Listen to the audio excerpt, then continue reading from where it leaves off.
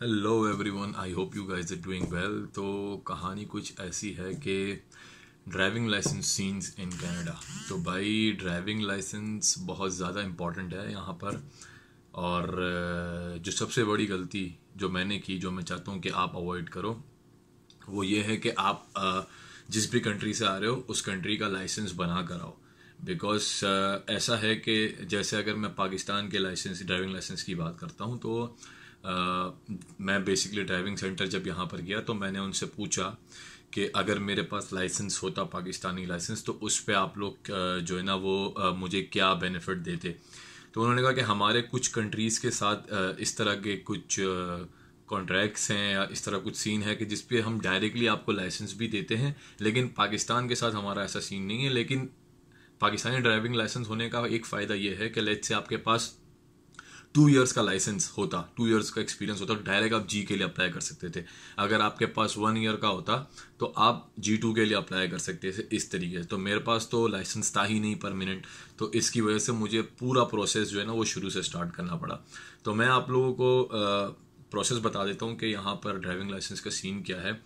तो बेसिकली जो complete driving licence होता है गाड़ी के लिए, कार के लिए, बेसिकली वो जी लाइसेंस होता है, लेकिन वो स्टार्ट जो होता है वो G1 से होता है। तो G1 बेसिकली एक तरह का एग्जामिनेशन होता है, एक रिटन टेस्ट पेपर होता है जिसमें आपको साइंस और साइंस के अलावा जो रोड पे डिफरेंट इंस्ट्रक्शंस वगैरह गिवन होती हैं, या ट्रैफिक के रूल्स वगैरह क्या हैं, या ड्राइविंग के रूल्स वगैरह जो भी हैं उससे रिलेटेड MCQs होते हैं।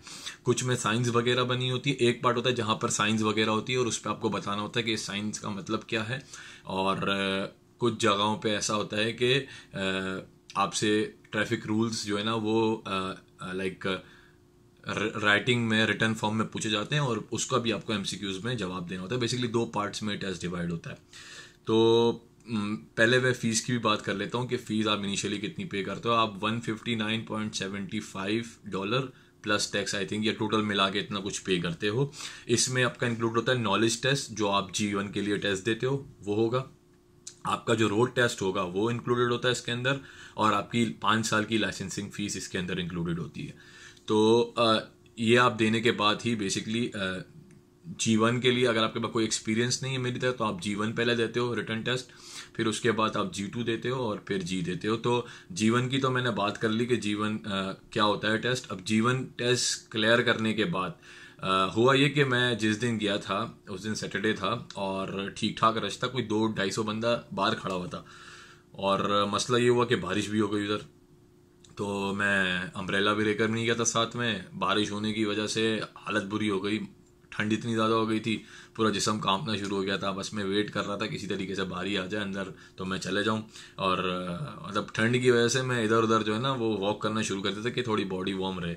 बहरहाल तो मैं टेस्ट के लिए चला गया अंदर। तो उन्होंने पहले मुझसे पूछा कि आप किस लिए आए हैं और आपके पास अगर प्रीवियस कोई लाइसेंस वगैरह है। तो मेरे पास कोई परमानेंट लाइसेंस था नहीं, तो वो मैंने मना कर दिया था। फिर उन्होंने टेस्ट वगैरह की, जो है ना वो फीस वगैरह ली मुझसे, और उन्होंने मुझसे कहा कि आप अंदर चले जाएं, अंदर आपका ये टेस्ट, मतलब ये डेस्क पे आप बैठ जाएं, PC लगा हुआ था, और उस पर जाके आप अपना टेस्ट अटेम्प्ट कर लें।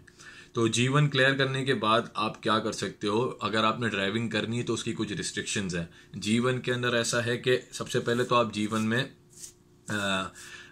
आप हाईवेज, यहाँ पर हाईवेज और एक्सप्रेसवेज जो है ना वो नंबर से डिफाइन होते हैं। जैसे 400 है, 401 है, तो आप उस पर नॉर्मली ड्राइव नहीं कर सकते हैं। आप रात में 12 बजे से लेकर सुबह, यानी मिडनाइट से लेकर सुबह 5 बजे तक आप ड्राइव नहीं कर सकते। और अगर आपने ड्राइव करना है तो आपके मतलब कि नॉर्मली आपको अगर भी ड्राइव करना है, हाईवेज की बात नहीं कर रहा, नॉर्मल ड्राइविंग आपने करनी है, तो उसके लिए आपके साथ एक बंदा होना चाहिए जिसके पास कंप्लीट G लाइसेंस हो और उसके बाद 4 इयर्स का एक्सपीरियंस हो G लाइसेंस के साथ। तो वो आपके साथ होना हर वक्त लाजमी है। और अगर आप चाहते हो कि आप हर जगह ड्राइव करो, आप हाईवेज पे भी ड्राइव करो G1 के साथ, तो उसके लिए लाजमी ये है कि जो बंदा आपके साथ बैठा हो वो बेसिकली ओंटारियो का सर्टिफाइड ट्रेनर हो, ठीक है ना, मतलब अथॉरिटी की तरफ से वो सर्टिफाइड ट्रेनर हो जो ट्रेनिंग देता हो, उसके साथ आप कहीं भी ड्राइव कर सकते हो। तो G1 का तो ये सीन हो गया। आप G1 क्लियर कर दोगे, जो पेपर बेस्ड टेस्ट है, तो आपको G1 का लाइसेंस इशू हो जाएगा। तो G1 का लाइसेंस इशू होने के बाद इनिशियली तो वो आपको एक पेपर देंगे और वो फिर आपको कहेंगे कि लाइसेंस जो है वो 2 से 3 हफ्ते में आपके घर पे जो भी आप एड्रेस दोगे उस पर डिलीवर हो जाएगा। फिर G1 के बाद क्या प्रोसेस है? G1 के बाद बेसिकली आप ये करते हो कि आप G2 के लिए अप्लाई करते हो, लेकिन G2 की अगेन जैसा मैंने कहा कि आप अगर आपके पास प्रीवियस लाइसेंस नहीं है, कोई भी लाइसेंस नहीं है मेरी तरह, तो you will have to wait a minimum time of 8 to 12 months। अब 12 मंथ उस केस सिनेरियो में है कि अगर आप ऑन्टेरियो का कोई सर्टिफाइड ट्रेनिंग इंस्टीट्यूट से ट्रेनिंग नहीं लेते हो और आप ये कहते हो कि यार I don't want to take training from them, आप 1-2 जो है ना वो क्या कहते हैं प्रैक्टिस सेशन किसी से भी लेके आप अगर अप्लाई करना चाहते हो तो आपको 12 महीने वेट करना पड़ेगा, 12 मंथ्स आपको वेट करना पड़ेगा। अदरवाइज आप चाहते हो कि नहीं यार मुझे 8 मंथ्स में लाइसेंस के लिए अप्लाई करना है G2 के लिए, क्योंकि मुझे गाड़ी की ज़रूरत है, तो आप फिर ये कर सकते हो कि आप किसी सर्टिफाइड ऑन्टेरियो की सर्टिफाइड ट्रेनिंग इंस्टीट्यूट से आप ट्रेनिंग ले लो। अगर आप वहाँ से ट्रेनिंग ले लोगे उसके बाद आप 8 मंथ्स के बाद आप एलिजिबल हो जाते हो कि आप G2 के लिए अप्लाई कर लो। तो जब आप G2 के लिए अप्लाई करोगे और आपका G2 क्लियर हो जाता है, तो फिर अगर तो आप 19 साल से ऊपर हो तो आपके ऊपर फिर कोई रिस्ट्रिक्शंस नहीं है, आप कहीं भी गाड़ी चला सकते हो, किसी भी टाइम गाड़ी चला सकते हो। लेकिन अगर आप 19 साल या 19 साल से कम हैं तो उसमें कुछ रिस्ट्रिक्शंस हैं, जैसे आप रात के टाइम मिडनाइट से लेकर सुबह 5 बजे तक आप अपने साथ सिर्फ एक ऐसा साथ में गाड़ी में रख सकते हो जो 19 साल या 19 साल से छोटा है। बाकी अगर आप चाहते हो तो वो 19 साल या 19 साल से बड़े होने चाहिए अगर आपकी गाड़ी में आप लेके जाना चाह रहे हो साथ में, तो लेकिन 19 साल या 19 साल से कम सिर्फ एक बंदा होगा। लेकिन ये रिस्ट्रिक्शन 6 महीने के बाद चेंज हो जाती है। अगर आपके पास G2 लाइसेंस है 6 महीने के लिए, तो 6 महीने के बाद देन आप बेसिकली 3 बंदे रख सकते हो, जो गाड़ी में अपने साथ 3 बंदे ले जा सकते हो जो 19 साल या 19 साल से छोटे हैं। तो G2 का तो ये सीन है कि भाई आप वंस क्लियर कर लोगे तो फिर मैंने आपको दोनों सिचुएशंस बता दी। अगर आप 19 से ऊपर हैं तो कोई प्रॉब्लम नहीं है, लेकिन अगर आप 19 से कम हैं तो फिर जो है ना वो जो रिस्ट्रिक्शंस वगैरह वो मैंने बता दी। G2 में बेसिकली आपका रोड टेस्ट होता है, वो बेसिक एबिलिटीज़ वगैरह आपकी चेक करेंगे, आप गाड़ी वगैरह इंस्ट्रक्शंस फॉलो करते हो नहीं करते हो, ट्रैफिक के जो रूल्स एंड रेगुलेशंस है उनको वायलेट तो नहीं कर रहे हो, पार्किंग वगैरह चेक करेंगे। तो ये बेसिक चीज़ें वगैरह आपको देखेंगे उसके अंदर, और फिर उसकी बेस पे आपको G2 लाइसेंस मिल जाएगा। अच्छा, G2 लाइसेंस और G लाइसेंस में फ़र्क यह है कि एक तो ये कि वो उसमें मैं बाद में बात करूंगा जो डिटेल वगैरह में टेस्ट होता है वो एक चीज़। दूसरी चीज़ ये कि G2 के लिए जो गाड़ी होती है उसकी स्पेसिफिक रिक्वायरमेंट होती है कि जो ट्रेनर साथ में बैठा होगा या जो एग्जामिनर टेस्ट ले रहा होगा आपका, उसके एंड पे भी ब्रेक नीचे लगा होगा। तो ये स्पेसिफिक गाड़ियां होती है, कुछ लोग अपने पास रखते हैं, कुछ ड्राइविंग इंस्टीट्यूट भी रखते हैं और कुछ लोग वैसे भी रखते हैं रेंट आउट करने के लिए कि उन्होंने ब्रेक लगाया होता है पैसेंजर सीट पे जहाँ पे एग्जामिनर बैठा होता है। तो G2 का जब आप टेस्ट देने जाओगे तो वो आपको वो उस तरह की गाड़ी चाहिए होगी, तो आप किसी से रेंट आउट, अगर तो आपके पास जाहिर सी बात है आपके पास नहीं होगी इस तरह की गाड़ी, तो आप किसी से रेंट आउट कर सकते हो और आप ले जा सकते हो टेस्ट के लिए, वो आपको वहाँ पर ड्रॉप भी कर देंगे अगर ऐसा है तो। फिर आप वहाँ जाकर जो है ना टेस्ट दे सकते हो अपना, वंस वो क्लियर हो गया तो आपके पास G2 लाइसेंस आ जाएगा। अब बात करते हैं G लाइसेंस की, जो आपका फाइनल बेसिकली लाइसेंस होता है। तो G2 क्लियर करने के बाद 12 मंथ्स के बाद आप G के लिए अप्लाई कर सकते हो। G कंप्लीट ड्राइविंग लाइसेंस होता है बेसिकली, तो उसमें थोड़ा हाईवे वगैरह पे ड्राइविंग होती है और थोड़ा डिटेल में आप लोगों से जो है ना वो चीज़ें वगैरह आपकी टेस्ट करते हैं कि भाई आप completely as a certified driver आपको ऐसा स्टेटस दिया जा सकता है नहीं दिया जा सकता है, तो वो थोड़ा डिटेल में चेक करते हैं।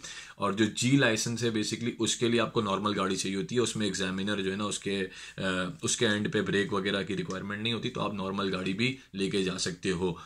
तो ये बेसिकली कंप्लीट एक साइकिल है ड्राइविंग लाइसेंस का फ्रॉम G1 to G।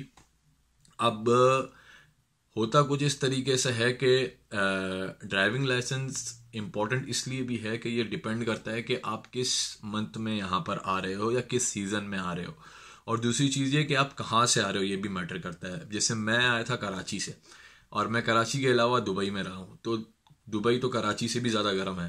तो मौसम के हवाले से बात की जाए तो मैं जब आ रहा था कराची से तो कराची में 30 डिग्री के आसपास था, यहाँ मैं आया तो यहाँ -10 था, तो टेम्परेचर का बहुत ज़्यादा डिफरेंस था, जिसकी वजह से मुझे बहुत प्रॉब्लम हुई क्योंकि इनिशियली मुझे पब्लिक ट्रांसपोर्ट इस्तेमाल करना पड़ा और कोई ऑप्शन भी नहीं था, बिकॉज मेरे पास ड्राइविंग लाइसेंस था नहीं। मैं ड्राइविंग लाइसेंस के लिए अप्लाई नहीं कर सकता था डायरेक्टली, G2 या जी के लिए मैं अप्लाई नहीं कर सकता, बिकॉज मेरे पास कोई ड्राइविंग लाइसेंस था नहीं, ना एक्सपीरियंस था ड्राइविंग का। तो इसकी वजह से मैं आप लोग को यही एडवाइस करूंगा कि अगर तो पॉसिबल होता है तो अपने कंट्री से ड्राइविंग लाइसेंस जितनी जल्दी हो सकता है बनवा के ले आओ। जितना एक्सपीरियंस आपके ऊपर आपके पास होगा तो वो एटलीस्ट वो एक्सपीरियंस काउंट हो जाएगा, and you will be eligible to apply for G2 और G। तो आपके पास आते ही आप गाड़ी के लिए गाड़ी वगैरह ले सकते हो, जो कि मेरे हिसाब से यहाँ पे एक नेसेसिटी है। यहाँ पर गाड़ी एक लग्जरी नहीं है, क्योंकि यहाँ मैंने देखा है यहाँ नॉर्मली हर बंदे के पास ऑलमोस्ट गाड़ी है, ठीक है, इवन स्टूडेंट्स के पास भी गाड़ियाँ होती है, क्योंकि ये नेसेसिटी है।